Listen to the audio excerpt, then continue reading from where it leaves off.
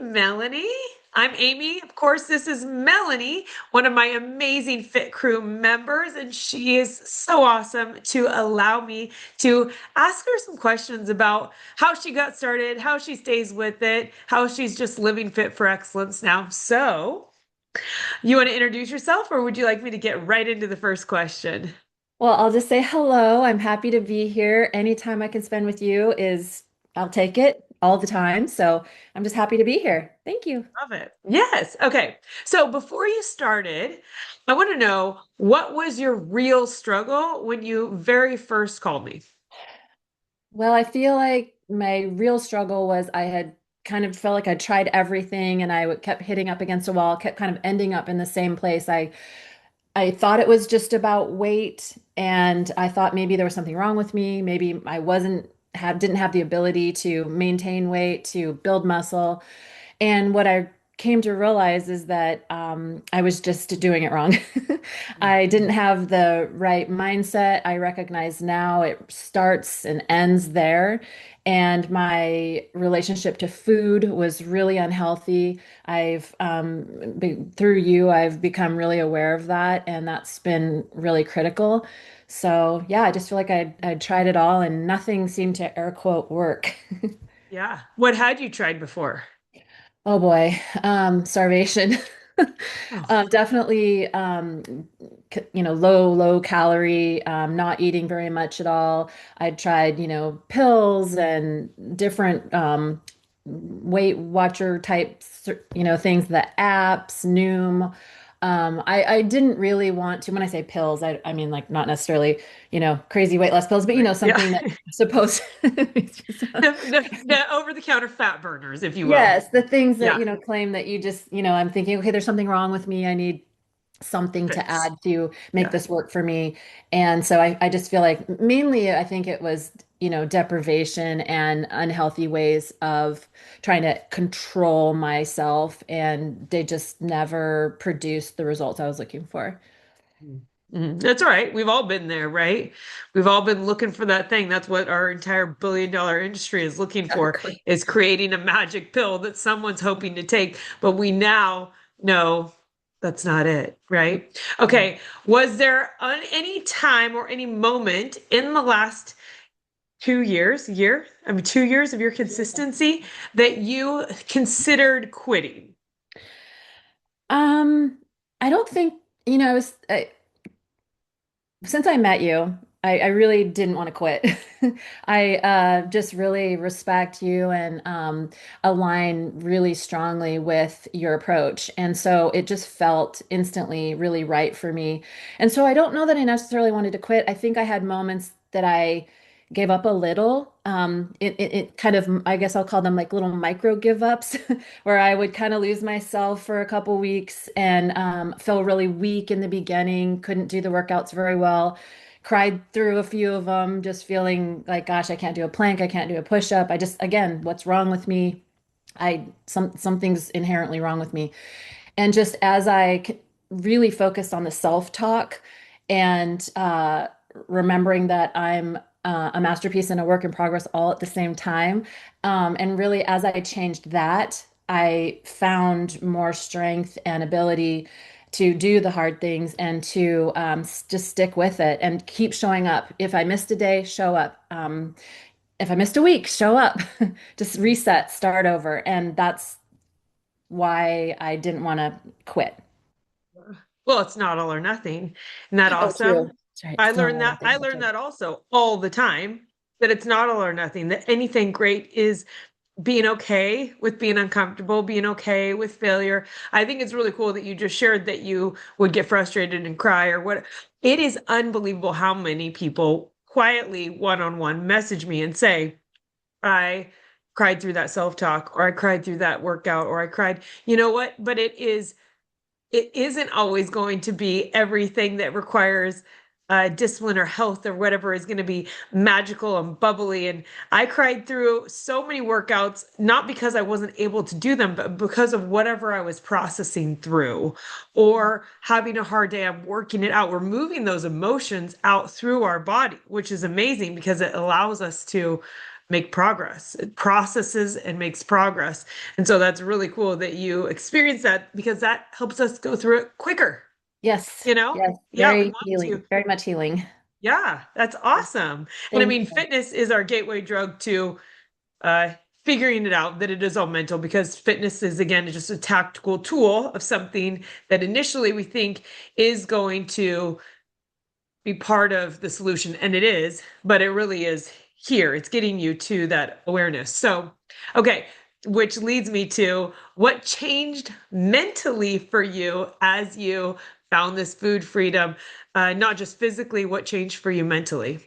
Mm, gosh, so much. One of my favorite quotes is "Be careful what you say because you're listening." And so I think that's why I just connected with you so strongly. And I just never really had a structure, a framework around that idea. I just wasn't really feeling like I was embodying it. I knew it, I guess, logically. I just wasn't experiencing it more holistically in all the parts of myself. And so, so much has changed, in all the ways. And because the Fit for Excellence incorporates spirituality, mindset, fitness, all the things in the community, I just think I've seen the carryover in all the parts of my life. And I know that when I can do that hard workout, when I can change my thought process mid thought, when I can replace it with something positive, that I can apply that same thing to the other areas of my life, whether it's serving my clients in excellence, whether it's my relationships with other people, all the things that we're working through in life. And so it's been such a huge carryover because I know if I can do that, then I can do this. Yeah. By the way, she's an incredible realtor, crushing it in her company, and she is in the Portland market. And you can serve where? Everywhere. Everywhere, pretty much in the whole Portland metropolitan Willamette Valley kind of area. So thank you for that. I appreciate that. Yes, Yeah, I she's amazing. She yeah. carries this positivity in her work, which is important. We really need to continue to press in and share more positivity because we know the impact that it does make physically, spiritually, and mentally. It's huge. We definitely need it in our culture. So, okay, if you could tell someone where you used to be to where you are now, is there any encouragement that you would give someone that doubts they're maybe worth it? I get a lot of women that say, this isn't the right time to put me first, or I've never invested in myself, and I'll do it later. What would you tell that woman? Ooh, I would say don't wait. Show up for yourself now in this exact moment as you are with the best intention and know that you're doing your very best. I was that woman. There was I often noticed that I would put myself last, and the toll, I guess the emotional toll, the spiritual toll, the mental toll that took on me, it was really significant. And so I've been working really hard to replace that unhealthy way of being and thinking with new ways. And through your program, it's really been helpful to me and really life-changing, in terms of how I view myself. And I give myself so much more self-consideration. It's really important for me to consider others. That's always going to be a high value.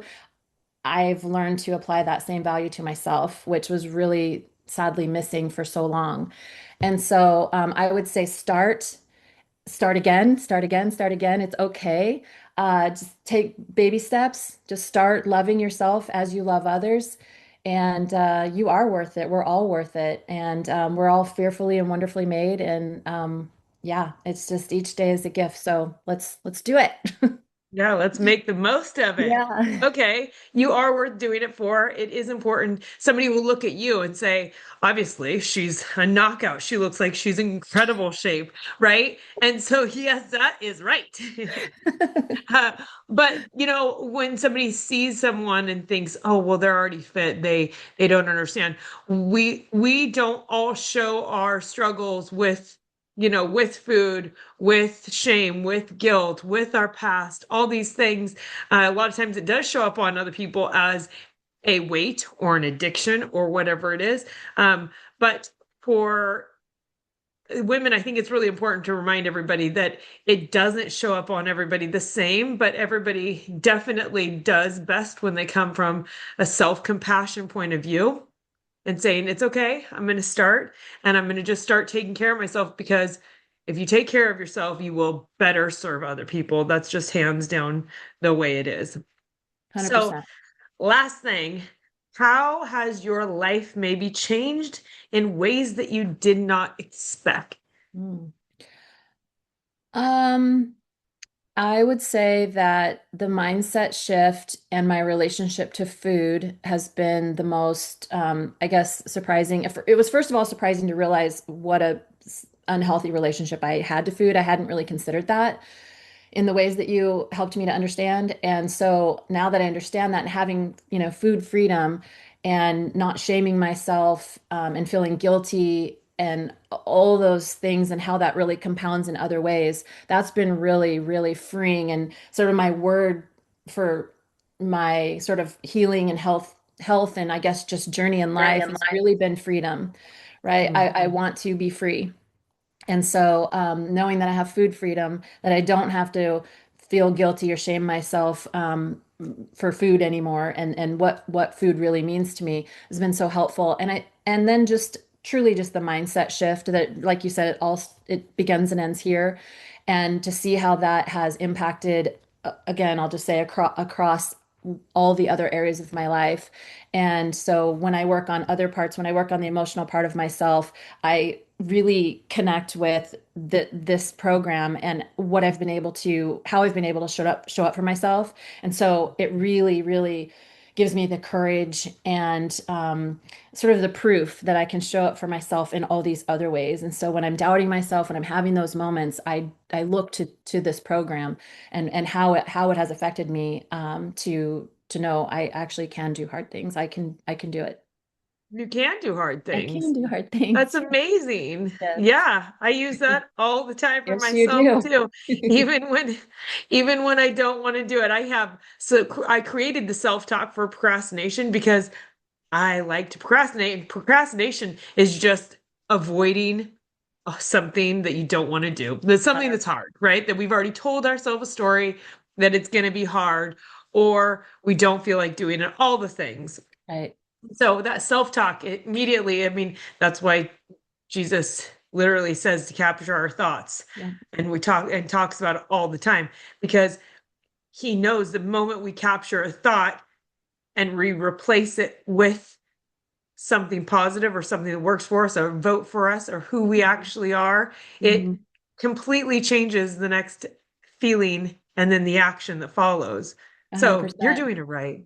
You're Thank doing it you. right. I've Yeah, even you're taken it amazing. one step farther, and I've begun to try to even nurture the part of myself that wanted to shame me, that wanted that was thinking I couldn't do it. It's like even look, not only just replacing it, but also like giving that part of myself compassion and really working on healing that part of myself and what does that part need. And so it really has just been a actual, just true healing journey for me, and I'm so grateful. It's amazing. That's so awesome. I know. I love Yay. it.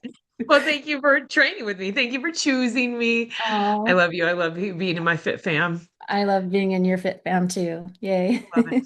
Okay, thank you for sharing your You're welcome. journey. Thank you. You're amazing. Okay.